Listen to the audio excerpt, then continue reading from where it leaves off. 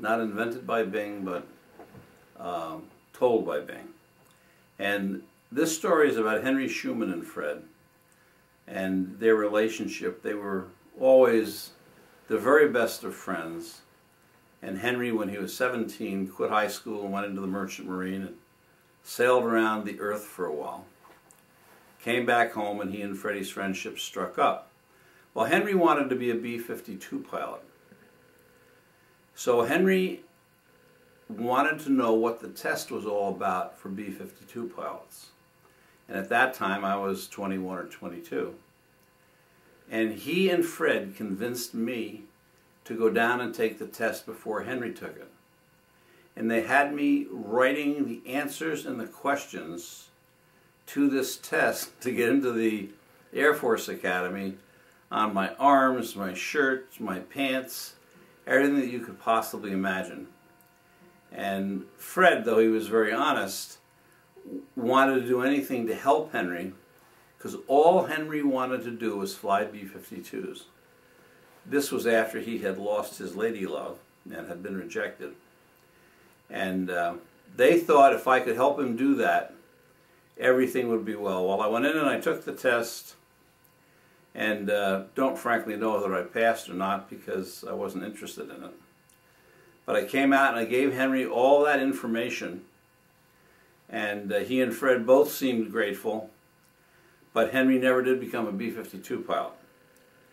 And yet their relationship continued on, and I always thought anybody who could befriend Henry, who was, to say the least, a peculiar person, even though he had some great talents, had to be a wonderful guy. And really, what I didn't say in the first stories about my brother is, like Billy, he taught me many, many things. He taught me how to defend myself. He taught me the importance of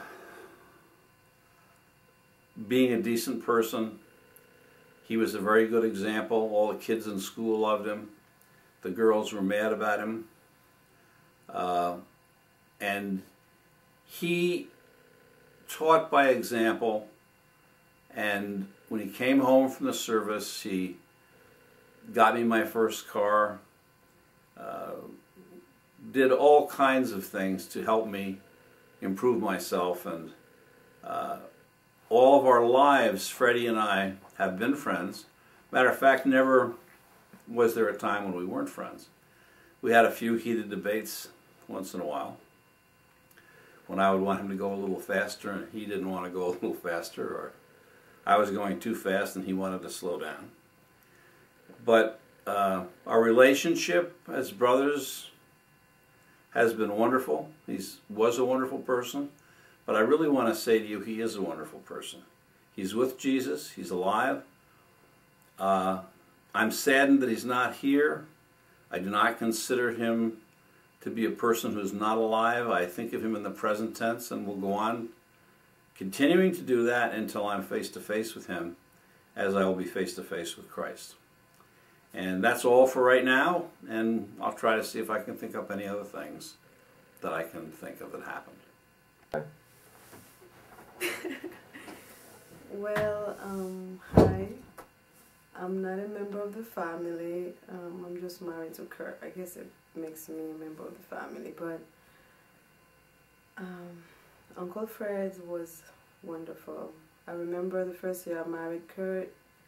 When Kurt told him we were married, he sent me flowers, actually a card, and a beautiful poem that I should stay with my husband and respect. And he gave me a little good advice. And I thought, wow, what a wonderful uncle you have. That's your big uncle, you know, Kurt. And when Howard Kurt was born, he sent us a big, huge box of gifts with Snoopy in it. I was so happy.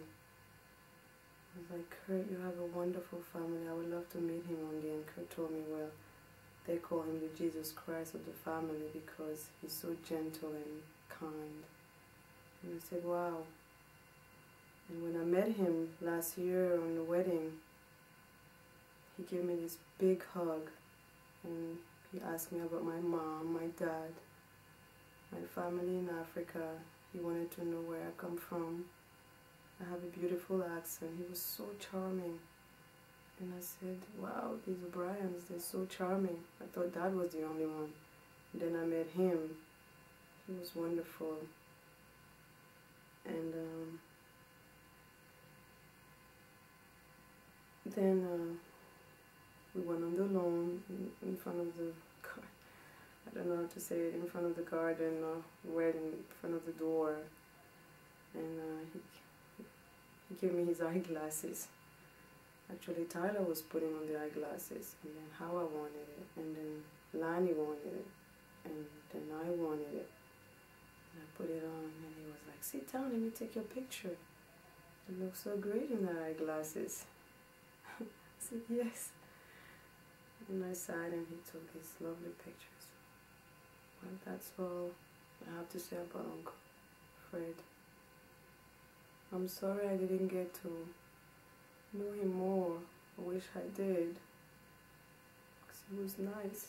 And when I went back to New York, all the way on the road, I was talking about him. I couldn't stop. Oh, Kurt, he's so wonderful. He's so nice. He looks so much like Dad. And oh, I hope I'll come back and I will move here and we'll live in Richmond. I had so much. I was so excited. He sent me these pictures when I went back, and we talked over the phone, and then he sent me these cards every year since I got married for 5 years. Every year he sent me a card, a well-wish card, how our birthday, and it was wonderful. I will never, never forget him. Well, that's all I have to say. Now he's in heaven. And God bless his soul, and may he rest in peace. I'm sorry, my English. Que la paix de Dieu soit sur lui. Thank you.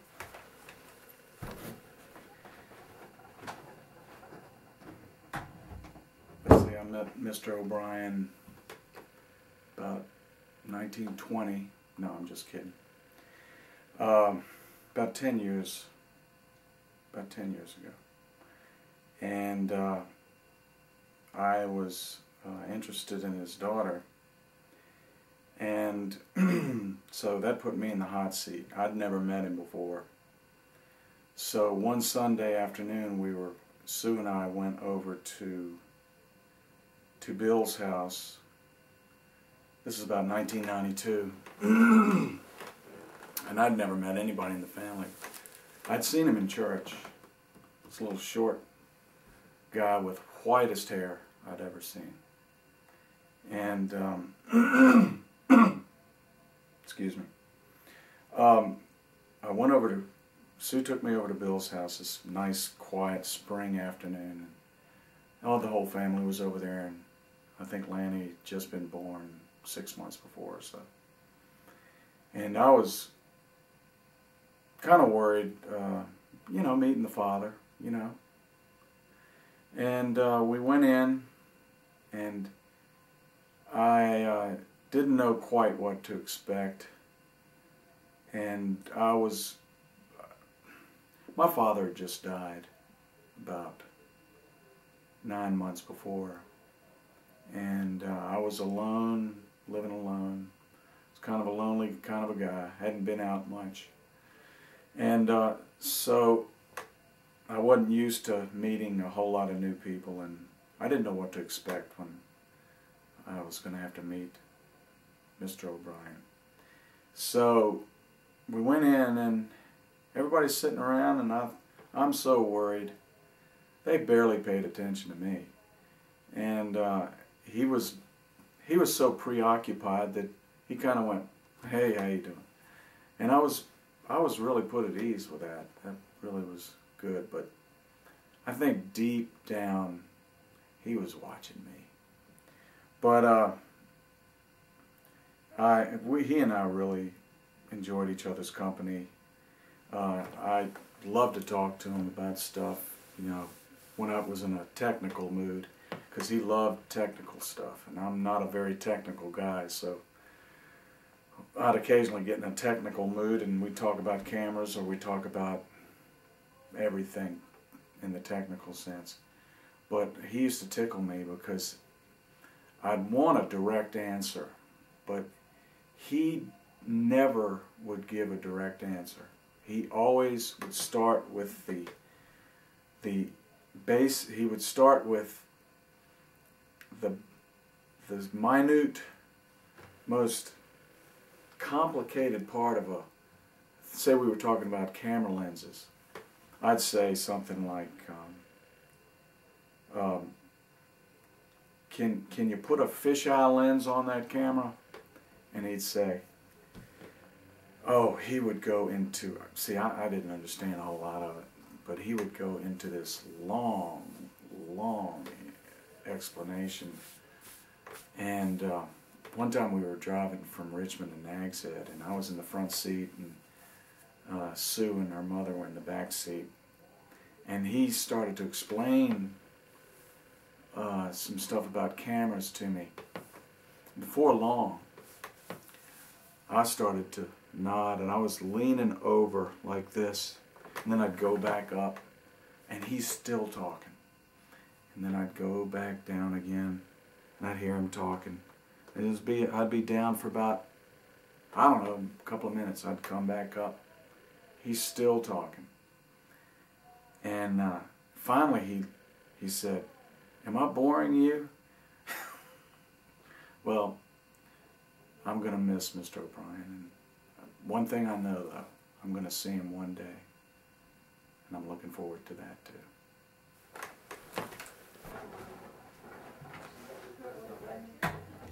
The thing I remember most about my dad, from a young girl up until just the other day, is how loving and caring Dad was, how welcoming he was, how forgiving, and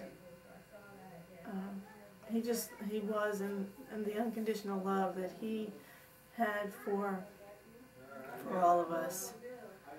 When I was a little girl, he used to like to show me and teach me things, and we used to build bird houses at Grammy's house, and he taught me how to mow the lawn and work on a car, and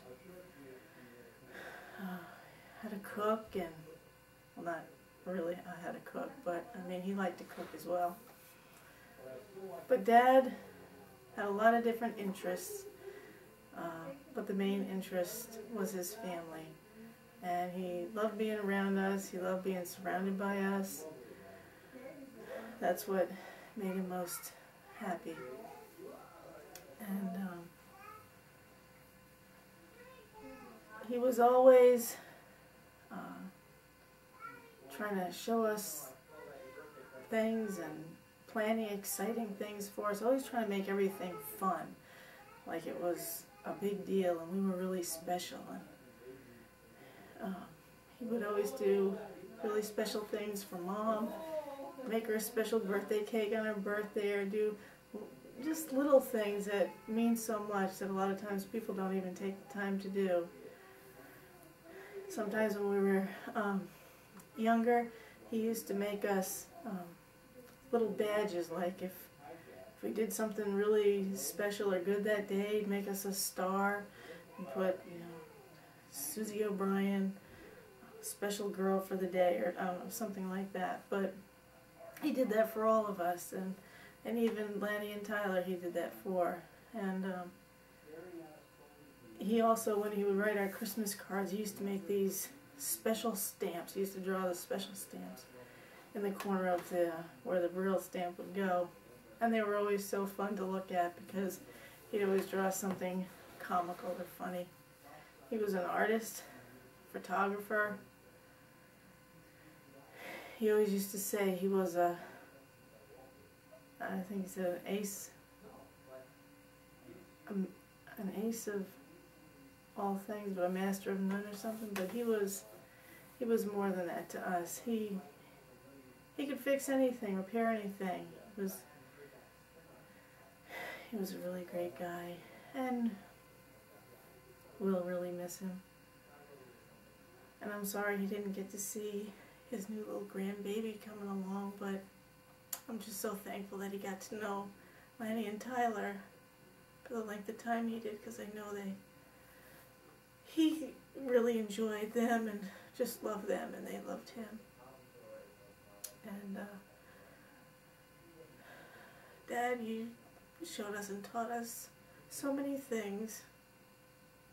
To try and be humble, always look out for others before yourself,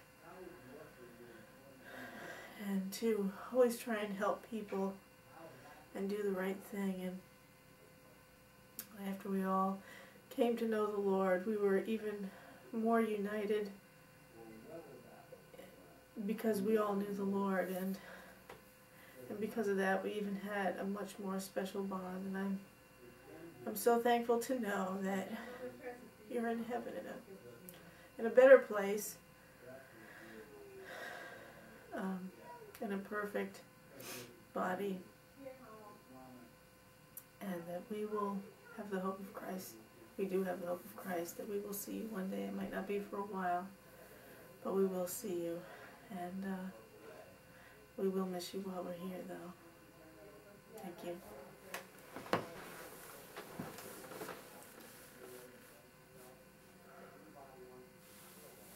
My dad was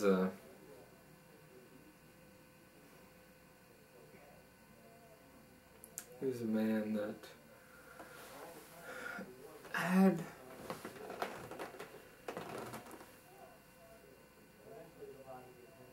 did not use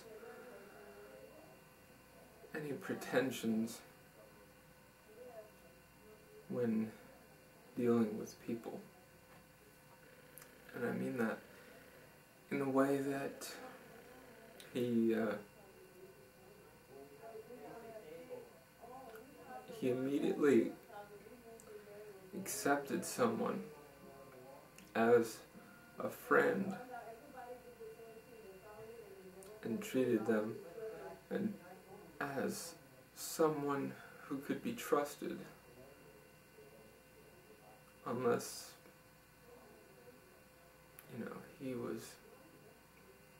he learned that he could not. So his first instinct was always trust, always give,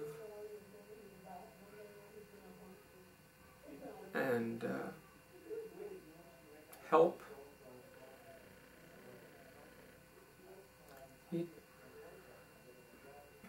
He would notice the person who was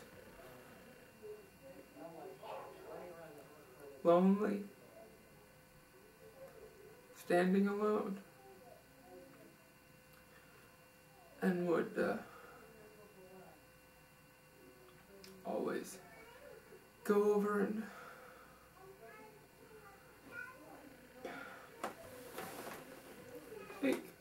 make sure that person felt welcome, at home, comfortable.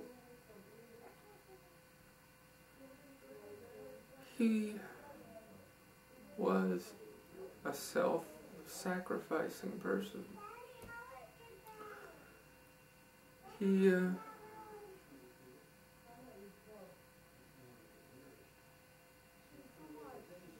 I know that he probably became even more so after he married my mother, because she's a very thoughtful, giving person also. And I think that having a wife that was a person who was already thinking charitably and of giving time to other people, that it helped develop that in him even more than what was there before their marriage. And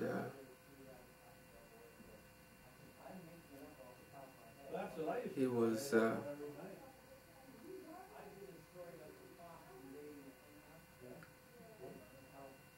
He was a person that was sensitive.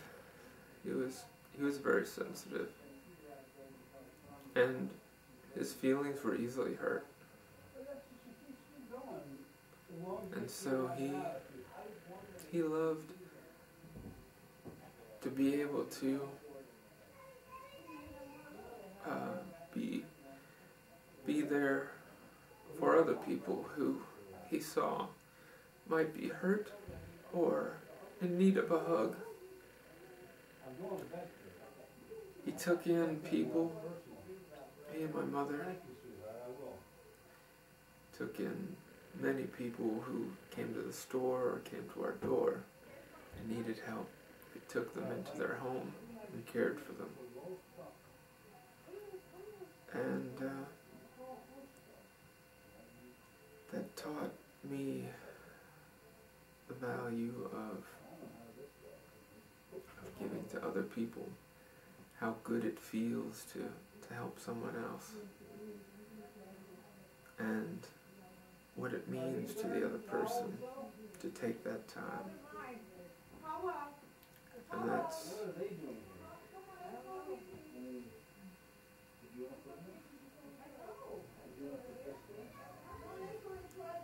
that is to me the outward expression of love is caring and helping other people. And I feel like he demonstrated that regularly in his life. That was a habit.